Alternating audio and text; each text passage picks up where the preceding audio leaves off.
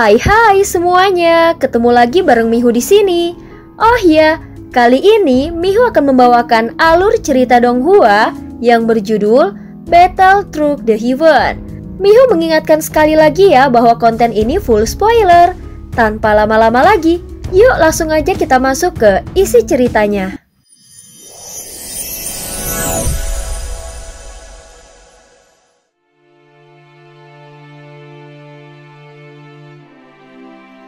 Melanjutkan dari kisah sebelumnya. Pada saat ini Xiaoyan melayang di udara dan diselimuti oleh kobaran api di sekitarnya. Teratai putih api tak terpadamkan. Suara Xiaoyan terdengar bergema. Namun saat Xiaoyan melihat dua sosok yang sangat dikenalnya, cahaya di matanya tetap saja menunjukkan keterkejutan.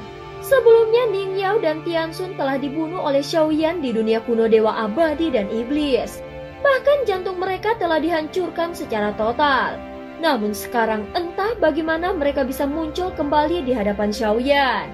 Tentu saja hal ini sungguh mustahil untuk bisa dipercayai olehnya. Hari ini, kau pikir kau benar-benar bisa membunuh kami lagi? Ning Yao perlahan mendekat ke arah Xiaoyan dengan senyum dingin di wajahnya. Xiaoyan memang terkejut di dalam hatinya. Dia yakin bahwa jantung biru abadi mereka yang membuat mereka tidak bisa mati telah dihancurkan olehnya. Lalu bagaimana mungkin mereka bisa hidup kembali? Meski begitu, bagaimana mereka bisa hidup dari kematian sudah bukan sesuatu yang penting lagi. Saat berikutnya Xiaoyan tersenyum tipis. Bagaimanapun para Raja Roh dari istana Tianren sekarang bukan lagi sosok yang bisa dengan satu telapak tangan menghabisi Xiaoyan. Hari ini kami akan menghabisimu di sini juga, ucap Ning Yao berseru dengan tawa dingin.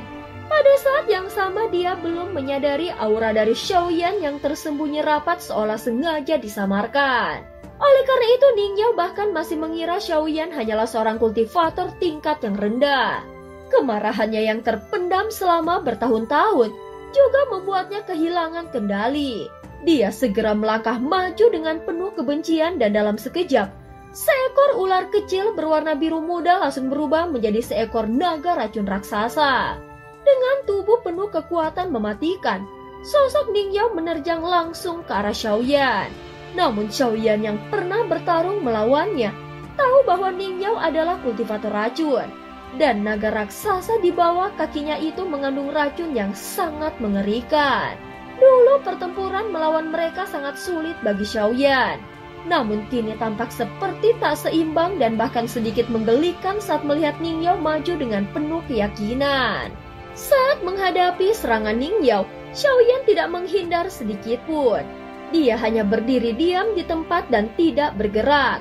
Ketika naga racun biru putih membuka mulut besarnya yang gelap pekat dengan dua taring tajam seperti gunung beracun yang menyilaukan dan hendak menerkam Xiaoyan, suasana di sekeliling mereka langsung dipenuhi hawa racun yang membakar langit. Mati sajalah untukku. Apa itu reinkarnasi yang mulia? Kau hanyalah sampah tak berguna, ucap Ning Yao. Namun Xiaoyan hanya memandangnya dengan ekspresi dingin dan tenang. Saat melawannya, Xiaoyan hanya mengangkat tangannya perlahan dan membukanya dengan tenang. Enyahlah, gumam Xiaoyan dengan lembut. Dan pada saat kata-katanya terdengar, api di belakangnya tiba-tiba melonjak seperti ombak lautan setinggi 10.000 meter lalu menerjang langit dan menyapu langsung ke arah Ning Yao. Saat berikutnya Ning Yao langsung merasakan krisis yang luar biasa besar dan matanya menyusut karena terkejut. Namun saat ini dia sudah terlalu terlambat untuk mundur. Lautan api itu langsung menelannya bulat-bulat. Naga racun biru putih itu seketika terbakar dan tampaknya tidak mampu menahan kekuatan api. Tubuhnya mulai terbakar hebat dan mengeluarkan jeritan kesakitan. Dia juga tampak berusaha menggoyangkan tubuh besarnya dengan penuh kesakitan. Setelah ledakan itu, lautan api pun menyusut. Sosok Ning Yao melompat keluar dari kobaran api. Terlihat wajahnya penuh luka dan itu sangat menyedihkan. Dia mundur dan kembali ke barisan para Raja Roh. Namun Tianxun tidak bisa menahan keterkejutan di wajahnya. Sebelumnya kepercayaan diri Ning Yao sangat tinggi. Namun kini memudar cukup dalam. Apakah mungkin dia telah membunuh seluruh makhluk ruang waktu di sepanjang jalan ini? Tianxun tampak tertegun. Dia menatap sosok yang masih berdiri kokoh di dalam lautan api. Saat ini ada keraguan di dalam hatinya. Meskipun mereka semua telah menembus ke tingkat kedua keabadian para dewa, namun mereka masih berada di tahap awal. Jika memang benar Xiaoyan berhasil membunuh makhluk ruang waktu itu sendirian, maka setidaknya dia telah mencapai tingkat ketiga. Bagaimana mungkin kekuatannya bisa meningkat begitu cepat? 100 tahun yang lalu, dia hanyalah seorang kultivator keabadian kaisar. Kenapa sekarang tiba-tiba telah mencapai tingkat ketiga keabadian para dewa? Bisa jadi kita semua bukanlah tandingannya. Mungkin hanya Fuxing yang bisa menandinginya. Setelah menganalisa situasinya, Tianxun segera mengambil keputusan. Kita mundur sekarang juga. Saat kata-katanya terdengar, Ningyao langsung menatapnya dengan kejam. Hei, kita sudah susah payah menemukannya. Sekarang kau malah ingin melepaskannya begitu saja. Ningyao segera menolak dengan tegas. Saat ini ada 6 Raja Roh yang telah berkumpul. Setelah batasan dunia terbuka, kekuatan para Raja Roh ini melonjak pesat dan mencapai tingkat kedua dari keabadian para dewa. Mereka penuh percaya diri, bahkan merasa bahwa kekuatan dan tingkat mereka cukup untuk menekan Xiaoyan sepenuhnya. Namun setelah konfrontasi singkat ini, Tianxun menyadari sesuatu. Dia bukan lawan kita, hanya Fuxing yang bisa menandinginya. Tianxun tidak segera meninggalkan Ningyao.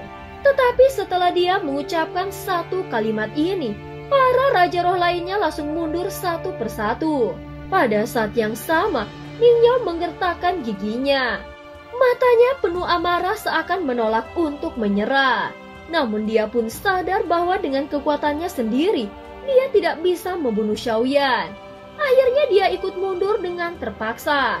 Tubuh mereka langsung mundur cepat sejauh ribuan kaki. Namun di saat itu juga mereka menyadari sesuatu. Sial, tempat ini sudah dipasang formasi penguncian.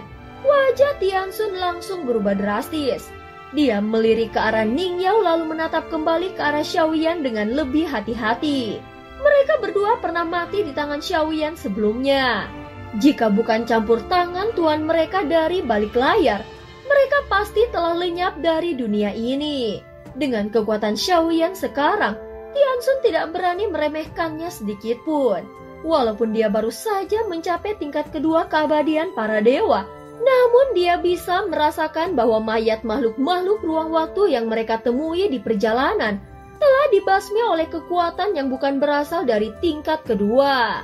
Setelah mengejarku sejauh ini, sekarang kalian ingin mundur? Xiaoyan segera berkata. Suaranya terdengar tenang namun mengandung ancaman.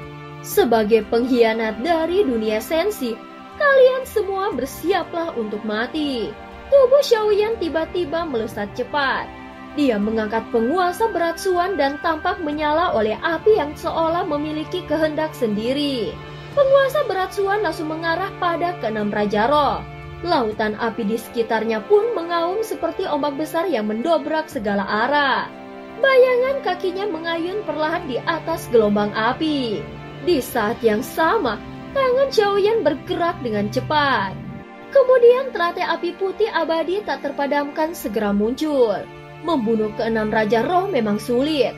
Namun jika bisa mengalahkan mereka dan menyegel mereka sepenuhnya, maka kemungkinan bisa memancing keluar dalang yang sesungguhnya. Saat ini Xiaoyan ingin tahu siapa sebenarnya tuan yang berdiri di balik keenam Raja Roh ini.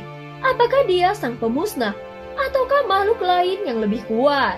Namun bagi Xiaoyan keenam Raja Roh ini bukanlah ancaman. Bahkan dibandingkan dengan makhluk ruang waktu sebelumnya, maka mereka jauh lebih lemah. Namun untuk berjaga-jaga sebelum pertarungan dimulai, Xiaoyan telah terlebih dahulu mengaktifkan teratai api putih abadi tak terpadamkan. Dengan begitu semua kekuatan yang dikeluarkan di tempat ini akan berubah menjadi sumber energi bagi teratai tersebut. Jika pertempuran berubah kacau, maka semuanya akan terserap masuk ke dalam kekuatannya. Dia tidak mengizinkan kita pergi. Dalam kondisi seperti ini kita hanya bisa bertarung. Kita tidak perlu takut. Dalam beberapa ratus tahun, dia hanya mencapai tingkat ketiga. Mungkin dia hanya mencoba menggertak kita dengan gayanya yang misterius. Namun optimisme itu tampaknya terlalu berlebihan. Adapun Tianxun, dia sudah tidak berniat bertarung. Menurutnya jika Xiaoyan berani bertindak sejauh ini, dia pasti punya kekuatan untuk melakukannya.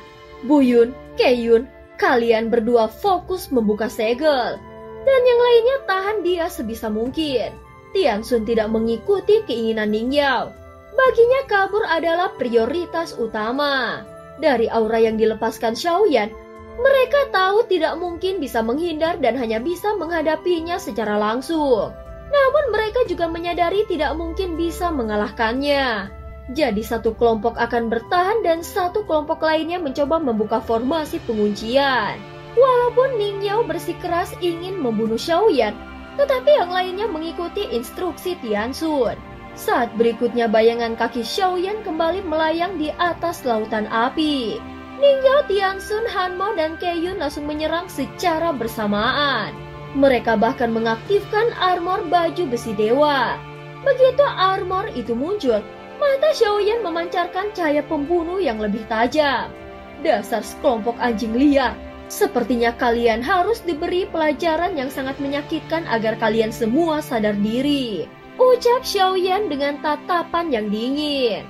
Dan cerita pun berakhir. Terima kasih udah dengerin Miho dari awal sampai akhir ya. Sampai jumpa.